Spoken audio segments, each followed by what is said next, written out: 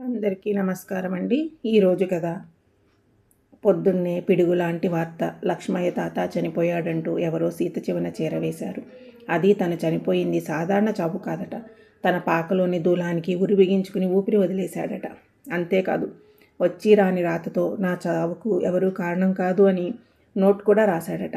ఏమంత కష్టం వచ్చింది ఆ ముసలి ప్రాణానికి అని సీత మనసులో ఎంతగానో కలతపడింది. 2 వారాల క్రితమే తను తాతను చివరిసారిగా చూసింది. అప్పుడు బాగానే ఉన్నాడు. ఎంతలోనే ఈ ఘోరం జరిగిపోయింది. విషయం తెలిసిన మరుక్షణమే సత్యవతిని తీసుకుని ఆదరాబాదరాగా బయలుదేరింది. సత్యవతి సీతకు మంచి స్నేహితురాలు. ఆమె అంటే సీతకి ప్రాణం. సత్యవతికి కూడా సీత అంటే అంతకంటే ఎక్కువ. లక్ష్మయ్య తాతని చూడడం సత్యవతికి ఇష్టం లేకపోయినా సీత కోసం తోడుగా బయలుదేరింది. తన ముఖాన్ని సగానికి పైనే చీర కొంగుతో కప్పేసుకుంది. వారున్న చోటికి లక్ష్మయ్య పాక ఒక 10 నిమిషాల నడక. దూరమైన తొందరగానే చేరుకున్నారు ఇద్దరు. వారు అక్కడికి వెళ్ళేసరికి జనం గుమిగూడి ఉన్నారు. ఎవరెవరో వస్తున్నారు, చూసి వెళ్తున్నారు. లక్ష్మయ్యకి ఆ ఊళ్ళో చాలామంది చుట్టాలున్నారు. కానీ అతను బతికున్న రోజుల్లో ఎవరింటికి పోయేవాడు కాదు. ఎవరు అతని ఇంటికి రావడానికి ఇష్టపెట్టుకునేవాడు కూడా కాదు.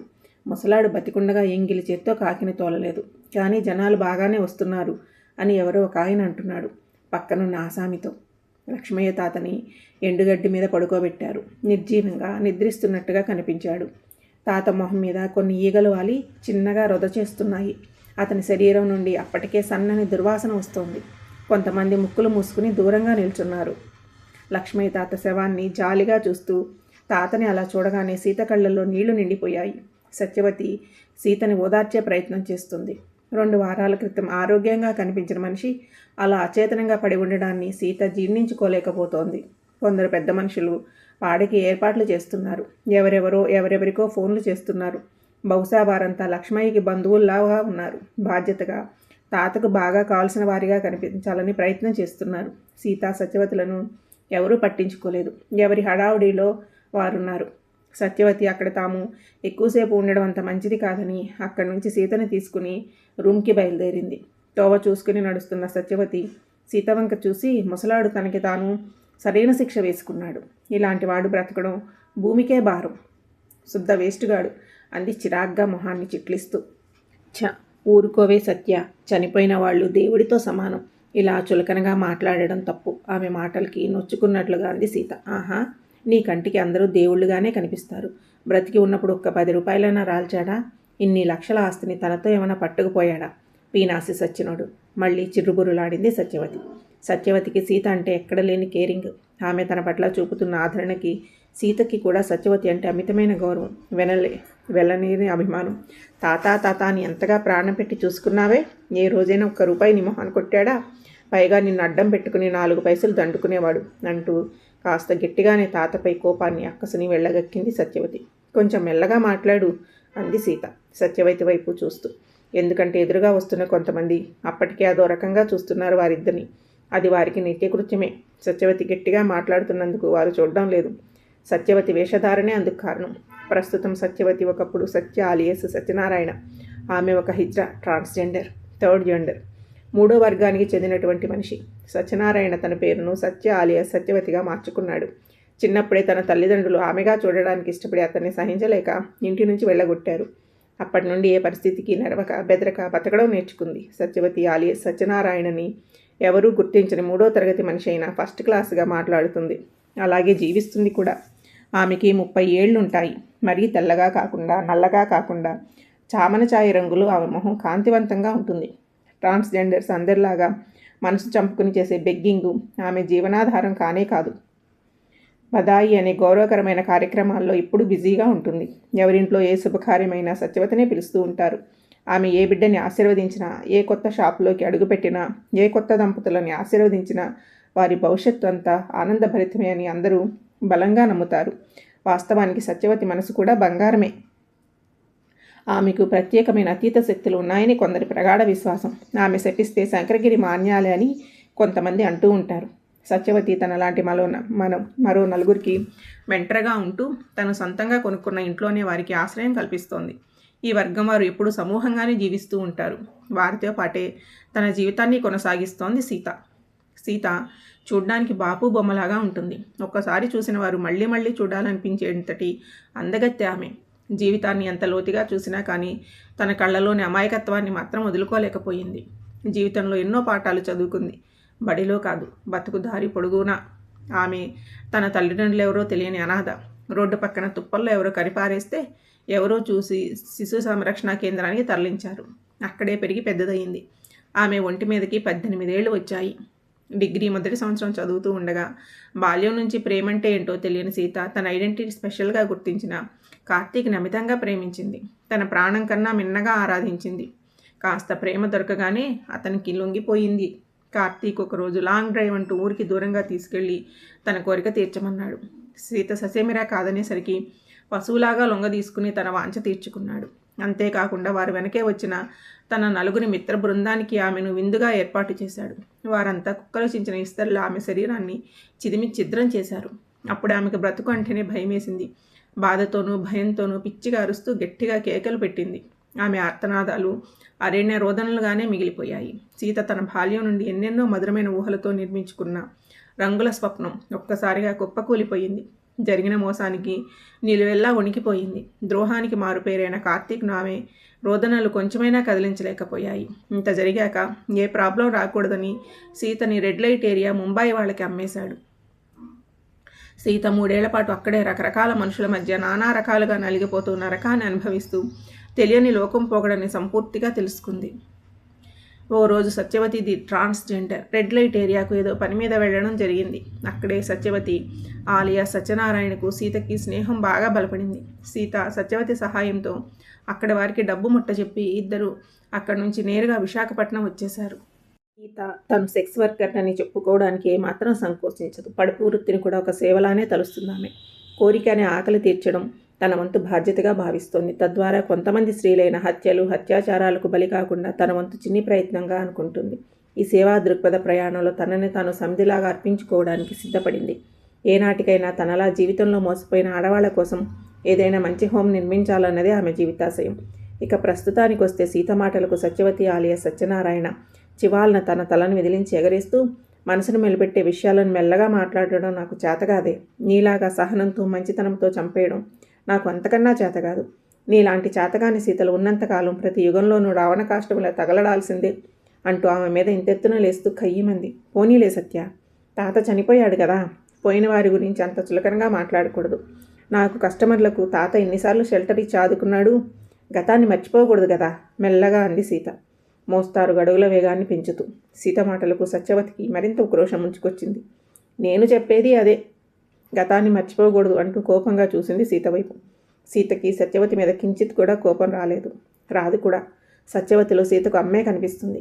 సత్యవతి ఆలియా సత్యనారాయణ ఎందుకలా గొంతు చించుకుని అంతలాగా అరుస్తుందో సీతకు బాగా తెలుసు. లక్ష్మయ్య తాతతో తమ అనుబంధం సీత కళ్ళ ముందు కదలాడింది. తాత తాత, నేను అచ్చయ్య మనవణ్ణి, ఉదయం చెప్పాను కదా అంటూ ఆ పాక బయట నిల్చుని ఒక వ్యక్తి గట్టిగా పిలుస్తున్నాడు. ఎవరు అంటూ బయటికి వచ్చి నువ్వా బాబు అని అతని గుర్తుపట్టిన లక్ష్మయ్య తాత అతని పక్కనే ఉన్న అమ్మాయిని తేరిపారా చూశాడు. ఆ వ్యక్తి, తాత, ఈ అమ్మాయి పేరు సీత, అప్పుడప్పుడు ఇక్కడికి తీసుకొస్తూ ఉంటాను, 1 గంట, నీ సాయం ఉరకనే ఉంచుకోను అని జేబులోంచి మందుబుడ్డిని దాంతోపాటు కొన్ని నోట్లు తీసి తాత చేతిలో పెట్టి ఆ వ్యక్తి పక్కనున్న అమ్మాయితో లోనికి వెళ్ళిపోయాడు. బయట నులక మంచం మీద లక్ష్మయ్య తాత అతనిచ్చిన మందు సీసా ఖాళీ చేస్తున్నాడు. రోజు తాటికల్లు ఈతకల్లు తాగి తాగి నాలిక చచ్చిపోయిందేమో, సీమ సరుకు తగలగానే ప్రాణం లేచిచ్చినట్టుగా ఏదో కునిరాగం అందుకున్నాడు హుషారుగా. కాసేపటి తర్వాత పాకలోనికి వెళ్ళిన ఆ వ్యక్తి సీత బయటికి వచ్చారు. థ్యాంక్స్ తాత, అప్పుడప్పుడు వస్తూ ఉంటాను అని మరో మాట లేకుండా సీతతో వెళ్ళిపోయాడు. అలా అప్పుడప్పుడు వస్తూ పోతూ ఉండడంతో సీత లక్ష్మయ్య తాతల మధ్య పరిచయం బాగా పెరిగింది. సీత తమకి సొంత తాత దొరికినట్టుగా ఎంతగానో సంబరపడింది. తాత దగ్గరికి వస్తున్నప్పుడల్లా అతను తినడానికి ఏమైనా తెస్తూ ఉండేది. లక్ష్మయ్య తాత సీతని అంతే అభిమానంగా చూసేవాడు. తన ఒంటరి జీవితానికి దొరికిన తాత తన సొంత తాత అని సీత భావించింది. లక్ష్మయ్య తాత గురించి చెప్పాలి అంటే అతనిది సీతలాగే ఒంటరి జీవితం. అతని వయసు 65 ఏళ్ళైనా జీవితంలో ఎదురైన చేదు సంఘటనలు, తగిలిన ఆటుపోట్లు అతన్ని 80 ఏళ్ల ముసలివానిగా మార్చివేశాయి. లక్ష్మయ్యకు ఒకప్పుడు బాగా చదువుకున్న కొడుకు ఉండేవాడు. కొడుకంటే లక్ష్మయ్యకు కొండంత ప్రేమ. తన కొడుకు ప్రయత్నిస్తున్న సాఫ్ట్వేర్ కంపెనీలో ఉద్యోగం వస్తే అన్నవరం స్వామివారిని కొడుకుతో వచ్చి దర్శించుకుంటానని మొక్కు పెట్టుకున్నాడు. ఆ జాబు అనుకున్నట్టుగానే వచ్చింది. ఆ మొక్కు చెల్లించడానికి లక్ష్మయ్యకు 2 ఏళ్లు పట్టింది. కొడుకు అదిగో ఇదిగో అంటూ అతి కష్టం మీద లీవ్ పెట్టి హైదరాబాద్ నుండి వచ్చాడు. ఆ మరుసటి రోజే సత్యనారాయణ స్వామి దర్శనార్థం భార్య కొడుకుతో కారులో బయలుదేరాడు లక్ష్మయ్య. ఆ కారు తన కొడుకు స్నేహితుడిది. స్వామివారి దర్శనం అనంతరం తిరుగు ప్రయాణమయ్యారు. అప్పుడు సంధ్యా సమయం దాటి చీకట్లు ముసురుకుంటున్నాయి. లక్ష్మయ్య తన భార్యతో కారు వెనక సీట్లో కూర్చున్నాడు. లక్ష్మయ్య కొడుకు కారుని వేగంగా మంచి ఒడుపుతో నడుపుతున్నాడు. అది హైవే కావడంతో కారు కుదుపులు లేకుండా సాఫీగా సాగిపోతోంది. ఇంతలో అకస్మాత్తుగా ఓ లారీ వచ్చి వారి కారుని బలంగా ఢీకొట్టింది. కారు నుజ్జునుజ్జయి రోడ్డంతా రక్తసిక్తమైంది. ఆ కారు ప్రమాదంలో లక్ష్మయ్య కొడుకు అతని భార్య అక్కడికక్కడే ప్రాణాలు వదిలేశారు. లక్ష్మయ్య మాత్రం చిన్న చిన్న గాయాలతో బతికి బట్టకట్టాడు. భార్య కొడుకు ఒకేసారి దూరం కావడంతో లక్ష్మయ్య ఎంతగానో తల్లడిల్లిపోయాడు. నిత్యము వారి ఆలోచనలతో అతని బుర్ర వేడెక్కిపోయేది. ఏ రోజు సరిగ్గా నిద్రపోయి ఎరగడు. కొన్నాళ్ల తర్వాత డాక్టర్ల సలహాలతో వారి జ్ఞాపకాలకు దూరంగా జరిగిపోవాలని దృఢంగా నిర్ణయించుకుని ఉంటున్న ఇల్లుని, కొంత భూమిని అమ్మేసి కొంత భూమిని మాత్రం అమ్మకుండా అట్టే పెట్టి అక్కడికి చాలా దూరంగా మరో ప్రాంతానికి వచ్చేశాడు. లక్ష్మయ్య అమ్మగా వచ్చిన డబ్బులో కొంత బ్యాంకులో వేసుకుని మిగిలిన దానితో కొత్తగా వచ్చిన ఊరికి కాస్త దూరంలో ఎకరం పొలం కొనుక్కుని అందులో ఒక అందమైన పాకని తాటాకులతో కట్టుకున్నాడు. అది పాకంటే అందరిలాంటి పాక కాదు. ఎందుకంటే అతని పాకకి 4 వైపులా 4 గోడలు, ఎంట్రన్స్లో గట్టి తలుపు కూడా ఏర్పాటు చేసుకున్నాడు. ఆ ఊరిలో లక్ష్మయ్యకు చుట్టాలు బాగానే ఉన్నారు. కానీ లక్ష్మయ్య ఎవరినీ దరిచేరనివ్వడు. ఎందుకంటే వచ్చిన వారు పదే పదే తన భార్యాబిడ్డలను గుర్తు చేయడం, తన డబ్బుల గురించి కూపిలాగడం అతనికి తగని చిరాకు. అందుకే అతన్ని పలకరించడానికి కానీ పరామర్శించడానికి కానీ ఎవరూ సాహసించేవారు కాదు. లక్ష్మయ్య తాత చనిపోవడాన్ని సీత తట్టుకోలేకపోయింది. తాతతో తమ 3 ఏళ్ల పరిచయంలో ఎన్నో సంఘటనల సమాహారం ఆమె కళ్ళ ముందు ఒక్కొక్కటిగా మెరుస్తూ మాయమవుతున్నాయి. ఆ ఒక్క సంఘటన మాత్రం సీత జీవితంలో నుంచి వేరు చేయలేని భారమైన దృశ్యం. ఎక్కడో హృదయపు అట్టడుగు పరులు అదిమి పెట్టుకున్న ఘటన. అప్పుడు సరిగ్గా రాత్రి 8 గంటలు కావస్తోంది. బయట బోరున వాన కురుస్తోంది. సరిగ్గా అప్పుడు సీత మొబైల్ ఫోన్ రింగ్ అవుతోంది. ఒక ముఖ్యమైన కస్టమర్ నుంచి కాల్. అర్జెంటుగా తాతపాక దగ్గరికి వచ్చేయమంటూ. ముందు రోజు రాత్రంతా నిద్రలేకపోవడంతో ఈ రోజు రావడం కుదరదు, రేపు చూసుకుందామని సీత ఫోన్ పెట్టేసింది. మళ్ళీ రింగ్ అయింది. చిరాగ్గా ఫోన్ ఎత్తి చెప్పానుగా అంది. అవతల వైపు నుంచి జస్ట్ 1 గంట మాత్రమే, 10,000 ఇవ్వడానికి రెడీ అంటూ పెద్ద మొత్తాన్ని ఆఫర్ చేశాడు. ఆ డబ్బు హోమ్ పెట్టడానికి పనికొస్తాయని అతనికి సరేనంటూ బయలుదేరడానికి గబగబా తయారైంది. సత్యవతిగా తోడు తీసుకువెళ్దామనుకున్నా తను లేదు. మిగతా వారు ఎవరూ లేరు. అంతా ఏదో పని మీద బయటికి వెళ్లారు. సీత చిన్న గొడుగు సహాయంతో తాతపాక వైపుగా ఆత్రంగా అడుగులు వేసింది. తన ఉద్యోగ నిర్వహణలో భాగంగా సీత లక్ష్మయ్య తాత పాకని చేరుకునేసరికి ఆ కస్టమర్ ఇంకా రాలేదు.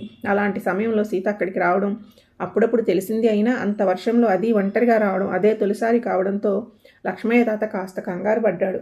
సీత విషయమంతా చెప్పింది. లక్ష్మయ్య బాగా తడిచిపోయావమ్మా అని గబగబా ఒక తువ్వాలు తెచ్చిచ్చాడు. తుడుచుకోమంటూ ఆమె పక్కనే కూర్చున్నాడు. తాత దగ్గర నుంచి సారా వాసన గుప్పమంటోంది. ఆ వాస పడని సీత కొంచెం పక్కకు జరిగి తల దుడుచుకుంటుంది. ఆమె పక్క నుంచి ఎదపొంగులు తడిసిన జాకెట్లో నుంచి పాలవర్ణంలో తెల్లగా మెరుస్తున్నాయి. సరిగ్గా అప్పుడే ఊహించని సంఘటన చోటు చేసుకుంది. లక్ష్మయ్య తాత ఉన్న పళంగా ఆమె పైకి వస్తూ, సీత, ఈ దినం ఎంత దగదగలాడిపోతున్నావో తెలుసా? వయసుడిగిన నాకే శివాలెత్తిస్తున్నావు. ఆ బాబు వచ్చేలాగా నా పని పూర్తి చేసేస్తాను అంటూ ఆమెను అమాంతంగా ఆక్రమించుకున్నాడు. తాత చేష్టలకి సీతకి ఒక్కసారిగా గొంతు పెగుల్చుకోలేకపోయింది. బిగుసుకుపోయింది. 1000 వోల్టుల విద్యుద్ఘాతం తగిలినట్లుగా నిలువెల్లాగా నిట్రాటలాగా నిర్ఘాంతపోయింది. కొన్ని క్షణాల అనంతరం ఆమె ఒంట్లో సన్నని వణుకు మొదలయ్యింది. అప్పుడే తెలివి వచ్చిన దానిలాగా చప్పున తేరుకుని అతన్ని దూరంగా నెట్టేస్తూ, వద్దు తాత, తప్పు. నేను నీకు మనవరాల్ని. నిన్ను నా మనసులో తాతగా, ఒక తండ్రిగా, కుటుంబ స్థానంలో నిలుపుకున్నాను. ఈ వయసులో వావి వరుసలు మరిచి ఈ పాడు పని వద్దు తాత, ప్లీజ్ తాత అంటూ పరిపర్వతాల బతిమలాడుకుంది. తీవ్రమైన కోరికతో కళ్ళు మూసుకుపోయిన లక్ష్మయ్య, నువ్వేమన్నా నా కూతురికి పుట్టావా, కొడుక్కి పుట్టావా? నువ్వెవరో నేనెవరో డబ్బుకి ఒళ్ళొమ్ముకునేదానివి. నాకు నీతులు చెప్పకు. నీ కష్టం ఉంచుకోనులే. నీ కిరాయి నీకు ఇచ్చేస్తాను, రా రా అంటూ సీత అని తన 2 చేతులతో ఆమెను గట్టిగా తన రాక్షస కౌగిలిలో బంధించాడు. తాత, నువ్వెంత డబ్బిచ్చినా నాకు ఇష్టం లేదు. నీ లక్ష్మయ్య బిగి కౌగిలి నుంచి విడిపించుకోవడానికి సాయశక్తిలా ప్రయత్నిస్తూ శతవిధాలా శరణు కోరింది. బజారు మనిషివి, పతివ్రత శిరోమణిలాగా నా దగ్గర నీ బడాయి అంటూ సీతని పక్కనే ఉన్న పట్టివంచ మీదకి నెట్టేస్తూ తన వికృత చేష్టలకి సీత సిగ్గుతో అచేతనమై అలాగే చేష్టలుడికి ప్రతిఘటించలేక స్థాణువైపోయింది. అదే అదునుగా లక్ష్మయ్య ఆమెతో చాలా చెడ్డగా బిహేవ్ చేశాడు. సీత నగ్నదేహాన్ని చూసి మరింత పిచ్చిగా ఊగిపోతూ జింకను వేటాడిన పులిలాగా తన ఆకలి తీర్చుకున్నాడు ఆబగా ఆర్తిగా. సీత వస్త్రవిహీనంతో నిస్త్రాణంగా పడి ఉంది. ఆమె చూపులు ఎటో చూస్తున్నాయి. అంతవరకు ఏమి జరిగిందో అర్థం కాని పరిస్థితిలో ఉందామె. లక్ష్మయ్య నెమ్మదిగా ఆమె మీద నుంచి లేచి కాస్త దూరంలో ఉన్న ఓ పెట్టెలోంచి గుండ్రంగా చుట్టిన డబ్బుల బొత్తిని అక్కడి నుంచే ఇసిరి తీసుకొని సీత పడున్న మంచం మీదకి విసిరేశాడు. ఆ డబ్బులు సీత నగ్న శరీరంపై చెల్లాచెదరుగా పడిపోయాయి. లక్ష్మయ్య తాత ఏదో సాధించాననే గర్వంతో కేళీగా విరగబడి నవ్వుకుంటున్నాడు. కానీ ఓడిపోయిన మానవత్వం విలవెల్లాడుతూ సిగ్గుతో చితికిపోతోంది. బయట వాన ఇంకా జోరుగా కురుస్తూనే ఉంది. సీత నెమ్మదిగా ఓపిక చేసుకుని లేచి కూర్చుంది. తన పైన కరెన్సీ నోట్లను అక్కడే పడేస్తూ పక్కనే పడేసిన బట్టలన్నింటినీ ఒక్కొక్కటిగా తీసి వేసుకుని శరీరాన్ని కప్పుకుంది. నిశ్శబ్దంగా బయటకు నడిచింది బాధాతప్త హృదయంతో. గొడుగు లేకుండా ఆ వర్షంలో ఏ ఆత్రమూ లేకుండా నెమ్మదిగా నడుస్తుంది. ఆమె చాలా కాలం తర్వాత బోరున విలపిస్తోంది. ఆమె కన్నీటి బిందువులు వర్షం నీటిలో కలిసిపోయి నీటి ధారలుగా కొట్టుకుపోతున్నాయి. అప్పుడు ఆమె హృదయ వేదన వర్ణనాతీతం. అది అనుభవిస్తున్న వారికే తెలుస్తుంది. తాత చేసిన దాష్టికం సీత మనసుని ఎంతగానో గాయపరిచింది. వారం రోజుల వరకు ఆమె మామూలు మనిషి కాలేకపోయింది. ఎంత వేసి అయినా ఆత్మ, అభిమానం, మానం, మర్యాదలు ఉండబా తమకు? అందరిలాగే తనకు మనసు అనేది ఉంటుందని గుర్తించరా అని ఎంతగానో వాపోతూ విలవిలలాడిపోయింది. ఆ తర్వాత ఆమెకు చాలాసార్లు కస్టమర్ల నుంచి కాల్స్ వచ్చాయి. తాత పాక దగ్గరికి వచ్చేయమంటూ. ఏ రోజు పాకలోకి వెళ్ళడానికి ఆ మనసు అంగీకరించలేదు. కానీ జీవితం ఇప్పుడు మనిషి కోరుకున్నట్టుగా సాగదు కదా. అలాగా ఒక 2 నెలలు గడిచిపోయాయి. ఓ రోజు సాయంత్రం సీతకి ఎవరో కబురు అందించారు. లక్ష్మయ్య తాతకు చాలా సీరియస్గా ఉంది అంటూ. సీతకు వెళ్ళాలనిపించలేదు. సత్యవతి కూడా ససేమిరా వద్దంది. ఆమె ఆ రాత్రంతా నిశ్చింతగా నిద్రపోలేకపోయింది. ఆమె మనసులో ఎక్కడో పాపం తాత ఎంత బాధపడుతున్నారో ఎవరూ లేక అని చింతపడింది. తాగిన మైకంలో తానేదో చేస్తే మానవత్వం లేకుండా అతని చావుకి అతని వదిలేయడం ముమ్మాటికి తప్పే కదా అని అనిపించింది. ఆ మాటే ఉదయం లేవగానే సత్యవతితో అంది. ఆమె మాటలకి సత్యవతి ఒక్కసారిగా సీత మీద విరుచుకుపడింది. నీకు బుద్ధి లేదు. నిన్ను చూస్తే భయమేస్తుంది. మరీ ఇంత మంచితనం పనికిరాదు. నేను లేకపోతే ఎలా బతుకుతావోనని గుబులవుతోంది. ఇంత తొందరగా ఎలా మర్చిపోతావే అంటూ నెత్తినోరు బాదుకుంది సత్యవతి.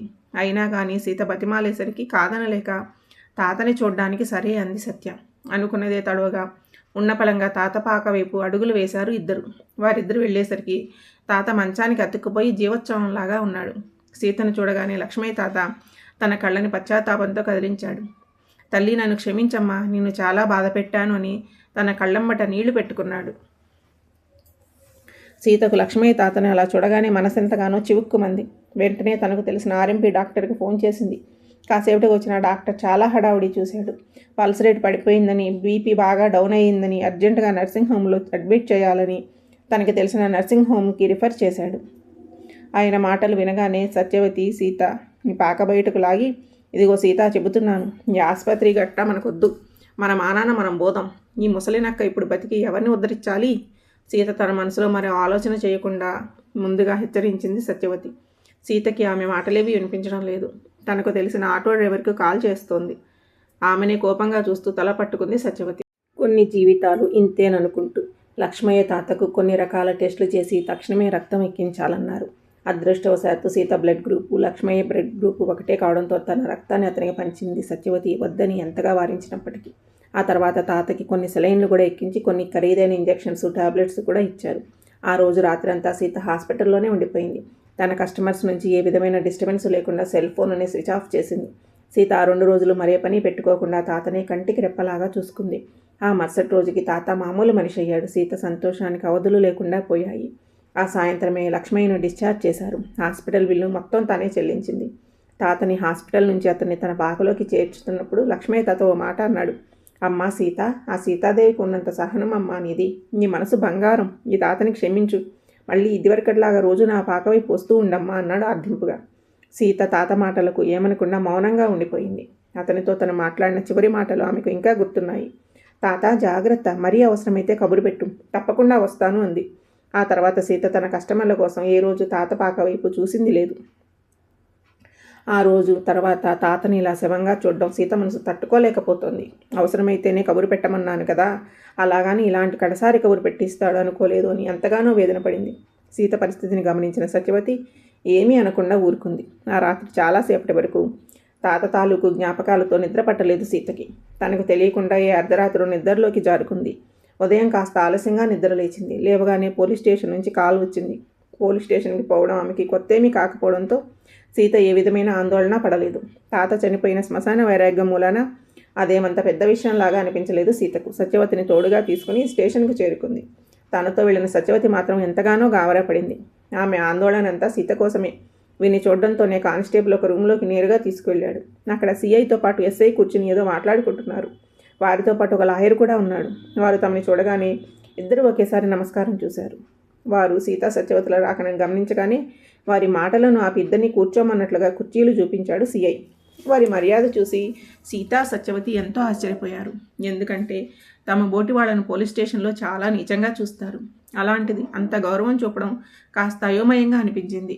అప్పుడే సత్యవతికి ఓ విషయం మెరుపులాగా జ్ఞప్తికి వచ్చింది. అదేంటంటే ఆ పోలీస్ స్టేషన్ స్టాఫ్ అంతా ఈ మధ్యనే కొత్తగా వచ్చారు. అందుకే వారికి తమ గురించి తెలియకపోవడం వల్ల కావచ్చు ఈ మర్యాదలు అని అనుకుంది మనసులో. వారిద్దరూ తమ మొహాలలో ఏ భావమూ లేకుండా యథాలాపంగా కూర్చున్నారు. సీత అంటే మీరేనా అంటూ సిఐ సీతని అడిగాడు. నేనే సార్ అంటూ బదులిచ్చింది సీత. లక్ష్మయ్య మీకు ఎన్నాళ్ళుగా తెలుసు అని సిఐ సూటిగా ప్రశ్నించాడు. 3 ఏళ్లుగా సార్ అని సీత సమాధానం చెబుతుండగా వెంటనే సత్యవతన అతనెవరో మాకు తెలియదు అని అంతలోనే సీత చెప్పిన దానికి మ్యాచ్ కాకపోవడంతో తత్రపాటుగా నాకు తెలియదు సార్ అంది నెమ్మదిగా గొంతు పిగుల్చుకుని. సిఐ పక్కనే ఉన్న లాయరు సీత వైపు నవ్వుతూ చూశాడు. ఫస్ట్ ఆఫ్ ఆల్ మీకు కంగ్రాట్స్ అమ్మా. లక్ష్మయ్య తన యావదాస్తిని అంటే సుమారుగా 5 కోట్ల రూపాయల విలువైన తన ఆస్తిని మీ పేరున విలునామా రాయించారు. మీ ఆశయ సాధనకు అంటే మీరు పెట్టబోయే హోమ్ నిర్వహణకు ఉపయోగపడాలని ప్రధానంగా ప్రస్తావించారు. ఫార్మాలిటీగా కొన్ని చోట్ల మీ సంతకాలు కావాలి. తరువాత వచ్చి కలుస్తాను. ఇదిగోండి అందుకు సంబంధించిన పేపర్స్ అని అన్నాడు లాయర్ సీత చేతికి కొన్ని దస్తావేజులు అందిస్తూ. సీత, సత్యాలయ, సత్యవతులకు అక్కడ జరుగుతున్నది, లాయర్ చెబుతున్నది కొన్ని క్షణాల పాటు అర్థం కాలేదు. కళ్ళ ముందు జరుగుతున్నది కళా నిజమా అన్నట్లుగా ఒకరి మొహం ఒకరు చూసుకున్నారు సంశయాత్మకంగా. అంతలోనే తేరుకున్న సీత లాయర్ గారు అందిస్తున్న పేపర్స్ వణుకుతున్న చేతులతో అందుకుంది. తన కళ సాకారం కాబోతున్నందుకు, ఎందరో జీవితాలకు వెలుగునిచ్చే ఆశయం ఊపిరి పోసుకుంటున్నందుకు గాను లక్ష్మయ్య తాతకు మనసులోనే కృతజ్ఞతలను అర్పించుకుంది. సత్యాలయ సత్యవతి చిన్నగా నవ్వుకుంది. లక్ష్మయ్య తాత చనిపోవడానికి వారం రోజుల ముందు అతని పాక దగ్గర జరిగిన సంఘటన సత్యవతి కళ్ళ ముందు ఒక దృశ్యంలాగా మెదిలింది. ఆ రోజు లక్ష్మయ్య తాత ఆరుబయట పొయ్యిలో పుల్లలు పెడుతూ నిమ్మళంగా వంట చేసుకుంటున్నాడు. సీత తనని హాస్పిటల్లో చేర్పించి తనకు మరో జన్మ ప్రసాదించిందని డిశ్చార్జ్ అయిన ఆ రోజు నుంచి మందు తాగడం పూర్తిగా మానేశాడు. ఇకపై మంచి మనిషిలాగా బతకాలని భాష చేసుకున్నాడు. అతని మనసులో ఎటువంటి ఆశ కల్మషంలో లేకుండా హుషారుగా తన వంట పని చేసుకుంటున్నాడు. అప్పుడే ఒక విషయాన్ని గమనించాడు. కాస్త దూరంలో సత్యవతి నడుచుకుంటూ తన పాక వైపు రావడం. ఆమెను చూడగానే లక్ష్మయ్య మనసు ఎంతగానో ముదమయమయ్యింది. తన మనవరాలు సీతే ఆమెను పంపించుంటుందని అతని నమ్మకం. అందుకే ఆత్రంగా సత్యవతికి ఎదురెళ్ళాడు. సత్యవతి తాత పాక దగ్గరకు సింగిల్గా రావడం అదే తొలిసారి. లక్ష్మయ్య సత్యవతిని నవ్వుతూ పలకరించాడు. కానీ సత్యవతి మొహంలో చిన్నపాటి చిరునవ్వైనా కానరాలేదు. ఆమె చాలా కోపంగా కనిపిస్తోంది. ఒక హిజ్రాని కోపంతో చూడడం అతనికి అదే ప్రథమం. నువ్వో గొప్ప మగాడివి అనుకుంటున్నావా? నీ గురించి తెలిసిన ఆ రోజే నిన్ను దులిపేద్దామనుకున్నాను. ఆ అమాయకురాలు ఆపబట్టి బతికిపోయావు. ఇప్పుడైనా ఎల్లకాలం బట్టకట్టేస్తాననుకుంటున్నావా? నీకు అట్టే టైం లేదు. నీ మరణ వాంగ్మూలాన్ని నీ చేతులతో నువ్వే రాసుకున్నావని, నీ చావు కబురు చల్లగా చెప్పిపోదామని వచ్చాను. ఆగి లక్ష్మయ్య మొహం కేసి ఈసడింపుగా చూసింది సత్యవతి. లక్ష్మయ్య తాత అర్థం కానట్టుగా ఆమె కేసి అయోమయంగా చూసి, నువ్వు ఏమంటున్నావు అర్థం కావడం లేదమ్మా అన్నాడు ప్రశ్నార్థకంగా మొహం పెడుతూ. వినాశకాలే విపరీత బుద్ధి అన్నట్టుగా నువ్వు ఆ రోజు మా సీతని నీచాతి నీచంగా అనుభవించావు. ఇప్పుడు నీకు తెలియాల్సిన విషయం ఏమిటి అంటే సీతకి HIV పాజిటివ్. అంటే అర్థం కాలేదా? ఎయిడ్స్. అవును, మాకు మొన్ననే విషయం తెలిసింది. తనకు ఆ మాయదారు జబ్బు ఉందన్న విషయం మా సీతకి కూడా తెలియదు. నేనే ఆ రిపోర్ట్స్ తనకు అంటపడకుండా జాగ్రత్త పడ్డాను. ఎందుకంటే ఆ జబ్బు ఉందని తెలిస్తే మానసిక ఆందోళనలో తొందరగా పోతారు. అందుకే నీ చావుడప్పు నీ చెవులకు వినిపించిపోదామని వచ్చాను అంటూ ఓ క్షణమాగి కొనసాగించింది సత్యవతి. ఆడది కనిపిస్తే సెక్స్ తప్ప ఆడపిల్ల ఒంటరిగా కనిపించడమే పాపమా? అనుభవించేస్తారా? అంత కామంతో కొట్టుకుంటున్నారా? ఇప్పుడు అనుభవించు ఆ పాప పరిహారాన్ని. సత్యాన్ని చెప్పేదే ఈ సత్యవతి అంటే. పాపం ఆ పిచ్చిది నలుగురి బాగు కోసం హోం పెట్టాలని తన రక్తమాంసాలను పణంగా పెట్టి బతుకుతుంది. లక్ష్మయ్య తను ఏనాడైనా నిన్ను 10 రూపాయలు అడిగిందా? పైగా తనకు కలిగిందేదో నీకు పెట్టింది. అది సీత అంటే. ఏ కల్మషం లేని మా సీత తప్పు చేసిన ఆ నిప్పులో పునీతమైన పవిత్రతే. ఈరోజు నువ్వు తీసుకుంటున్న ఊపిరి నీది కాదు. సీత తన రక్తాన్ని దారగా పోసి నిన్ను కాపాడితే నువ్వేం చేశావు? నీ కామ వికారంతో విషాన్ని గక్కి సున్నితమైన బంధాన్ని కర్కశంగా కాలరాశావు. సొంత మనరాలి కాదు పొమ్మన్నావు. ఆవేశంగా తన ఆవేదన వెళ్ళగక్కుతుండగా లక్ష్మయ్య ఆమె వాక్ప్రవాహానికి అడ్డుపడుతూ, అమ్మా సత్య, ఆ దినం తాగిన మైకంలో ఏం చేస్తున్నానో తెలియక ఒళ్ళు మర్చి ప్రవర్తించాను. నేను చేసింది ఒక రకంగా తప్పే అంటూ తన పాపాన్ని అంగీకరించాడు లక్ష్మయ్య. అతని మాటలకు పూనకం వచ్చిన దానిలాగా ఊగిపోయింది సత్య. ఓ రకంగా ఏంట్రా, ఏ రకంగానూ ఒప్పుగానే కాదు. అందరిలా నేను డబ్బు పడేస్తున్నాను కదా, అనుభవిస్తే తప్పేంటి అని అనుకుంటున్నావేమో. ముమ్మాటికి తప్పే. మనసుకి సంబంధించిన అతి సుకుమారమైన బంధాన్ని తునాతునకలుగా తుడిచేశావు. తాత అంటే తండ్రి కన్నా ముందుస్తాను. కంచే చేను వేసిన వ్యవహారంగా రక్షించాల్సిన వాడే భక్షిస్తే క్షమార్పం కాని ద్రోహం. తప్పు చేసిన వాడు ఖచ్చితంగా శిక్ష అనుభవించాల్సిందే. ముసలాడివి కాబట్టి నీకు ఇమ్యూనిటీ పవర్ తక్కువగా ఉంటుంది. అందుకని ఏ మందులు పనిచేయవు. అతి త్వరలోనే కుక్కసాగు చేస్తావు. విషయం అందరికీ తెలిస్తే నిన్ను మా హిజ్రాల కన్నా హీనంగా చూస్తారు. ఈ చివరి దశలో నీకెంత కష్టం వచ్చింది. ఆ బతుకు బతికే కన్నా నీ పాకలో ఏ దులానికి ఊరి వేసుకు చావడం నయం. చీ, నీది ఒక బతుకేనా అంటూ పరుషంగా దూషిస్తూ చేదరించుకుంది సత్యవతి. లక్ష్మయ్య తాత ఏదో చెప్పాలని ప్రయత్నిస్తున్నా ఏదీ వినిపించుకునే స్థితిలో లేదు తను. ఇక అక్కడ ఒక్క క్షణం కూడా ఉండడం మహాపాతకం అన్నట్టుగా వడివడిగా వెళ్ళిపోయింది సత్యవతి. సీత, సత్యవతి ఇద్దరు పోలీస్ స్టేషన్ నుంచి బయటకొచ్చి ఆటోలో కూర్చున్నారు. తన ఆశయం ఇంత తొందరగా నెరవేరుతున్నందుకు సీతమొహం దేదీప్యమానంగా వెలిగిపోతుంది. సత్యవతి ఏమీ మాట్లాడకుండా నిశ్శబ్దంగా కూర్చుంది. ఆమె ఆలోచనలు పరిపరి విధాలుగా పరుగులు తీస్తున్నాయి. లక్ష్మయ్యని ఆ రోజు అలా రెచ్చగొట్టి తిట్టిపోసి అతని చావుకి పరోక్షంగా తానే కారణమన్న విషయం సీతకు తెలిస్తే తన పరిస్థితి ఏంటి? అంతేకాదు, సీతకి ఎయిడ్స్ ఉందని కావాలనే అబద్ధం చెప్పింది. లోక కళ్యాణం కోసం కొన్నిసార్లు కొన్ని అబద్ధాలు ఆడినా తప్పు లేదనుకుంది. లక్ష్మయ్య తాత కారు యాక్సిడెంట్కి గురైనప్పుడు ఊరంతా ఓ మాట అనుకున్నారు. లక్ష్మయ్య తన మొక్కుబడిని చాలా కాలం పట్టించుకోక అశ్రద్ధ చేశాడు. అందుకే ఆ సత్యనారాయణ స్వామికి కోపం వచ్చి అందుకే అలా ఆ విధంగా జరిగిందని ఊసులాడుకున్నారు. అది ఎంతమాత్రం నిజం కాదు. నిజానికి లక్ష్మయ్య కొడుకు చేసిన పాపాలే అతని ప్రాణాన్ని బలి తీసుకున్నాయి. ఇక్కడ బాధాకరమైన విషయం ఏమిటి అంటే కన్న పాపానికి అతని కన్న తల్లి కూడా మూల్యం చెల్లించక తప్పలేదు. ఒకప్పుడు సీతను ప్రేమించానని మాయమాటలు చెప్పి మోసం చేసి రెడ్ లైట్ ఏరియా వాళ్ళకి అమ్మేసిన కార్తీక్ ప్రస్తుతం ఎక్కడో హైదరాబాదులో ఉంటున్నాడని సీత అనుకుంటోంది. వాస్తవానికి ఇప్పుడు కార్తీక్ హైదరాబాదులోనే కాదు, ఈ లోకంలోనే లేడు. సీత జీవితాన్ని, ఆమె రంగుల ఊహ ప్రపంచాన్ని నాశనం చేసిన కార్తీక్ ఎవరూ కాదు, కారు ప్రమాదంలో భార్యాబిడ్డలను పోగొట్టుకున్న లక్ష్మయ్య తాత కొడుకే ఆ కార్తీక్. అలాగే సీతకి తెలియని మరో విషయం ఏమిటి అంటే తనని ప్రేమ పేరుతో నయవంచన చేసిన కార్తీక్, లక్ష్మయ్య తాత ఒకే కుటుంబానికి చెందిన తండ్రి కొడుకులు అని. విధి విచిత్రమైనది, బహుబలీయమైనది కూడా. ప్రతి జీవి పుట్టుక చావులకు ఏదో అర్థం, పరమార్థం దాగే ఉంటుంది. అది ఒక వేశ్యగా మార్చబడిన సీత పుట్టుక కానీ, అటు ఇటు కానీ, సత్యవతి జీవితం కానీ, లక్ష్మయ్య తాత మరణం కానీ, లక్ష్మయ్య భార్య చావు కానీ మనకు తెలియని ఎన్నో జీవిత సత్యాలని అంతర్లీనంగా నిర్దేశిస్తూ ముందుకు నడిపిస్తూ ఉంటాయి. సీత తన జీవితాన్ని ఎవరి కారణంగా కోల్పోయిందో వారి ప్రాతినిధ్యంతోనే జీవితాశయాన్ని నెరవేర్చుకోగలుగుతుంది. శిశిరం ఎల్లకాలము ఉండదు. దాని తర్వాత ఖచ్చితంగా వచ్చేది వసంతమే. ఆటోలో సత్యవతి పక్కనే కూర్చుని ఇంటికి వెళ్తున్న సీత మనసులో ఎన్నెన్నో ఆలోచనలు పరంపర. ఏమేమి చేయాలి, కార్యాచరణ ఎలా మొదలు పెట్టాలి అని రకరకాలుగా యోచిస్తోంది. అలాగే తాత పేరుతో ఒక వృద్ధాశ్రమం కూడా నడపాలని, హిజ్రాలందరికీ పని కల్పించి వారి జీవనోపాధికి, వారి జీవితాలకి గౌరవప్రదమైన నీడ ఏర్పాటు చేయాలని పలు విధాలుగా యోచిస్తోంది. ప్రభుత్వ సహకారంతో తన ఆలోచనల నుంచి తన హోమ్ని, వృద్ధాశ్రమాన్ని, హిజ్రాలకు నీడని ఎటువంటి నామినేషన్ ఫీజులు లేకుండా 100% సేవా దృక్పథంతో నడపాలి అని దృఢంగా తీర్మానించుకుంది సీత. ఇప్పుడు ఆమె మనసు చాలా తేలికగాను ప్రశాంతంగానూ ఉంది. ఇన్నేళ్ల తన జీవితంలో పొందిన అనిర్వచనీయమైన సంతృప్తితో సత్యవతి వైపు చూసింది. అన్నింటికీ కొండంత అండగా నీకు నేనున్నానంటూ భరోసాన్ని, అభయాన్ని ఇస్తున్నట్లుగా నిర్మలంగా నవ్వింది సత్యవతి.